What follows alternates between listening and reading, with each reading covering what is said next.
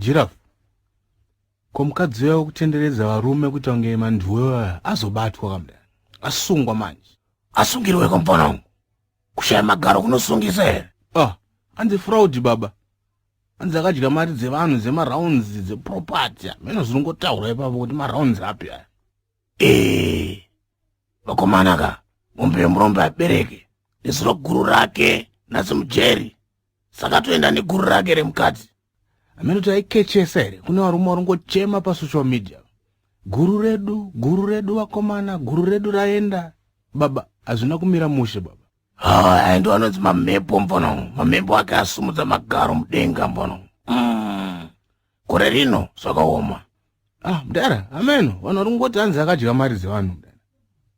Hanzi zvezvezve mafuta aizora wati aiba futi mudara. Hanzi aibira vanhu mudara. Achibva avhara nekutuka mudara, nekupopota. Hanzi akakasimbira kumuromo sepinjisi, achituka vanhu. Pano apa unosati munhu aituka vanhu vese mai. Saka anobatsirwa nani mai? Mudara, vanhu varingoti dai atisira guru mudara. Vanhu varingochema neguru raenda mudara.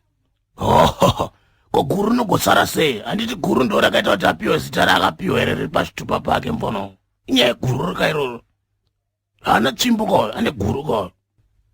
But mudara pakaipa mudara. Ko vana vake manje vachada sei mudara. Zvakaoma. But mudara handiti ndimi here maimborovana naye.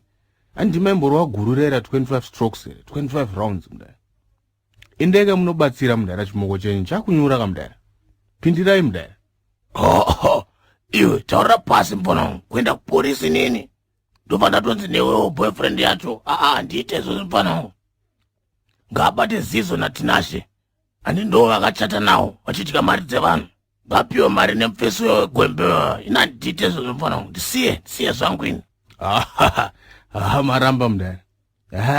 Nyika zingizi chigonyera pamwe usandivenge ndangoti ndikurume nzeve uri kuacta so surprised inonzi life inonzi life inonzi life uri kuacta so surprised inonzi life that's the price inonzi life uri kuacta so surprised inonzi life inonzi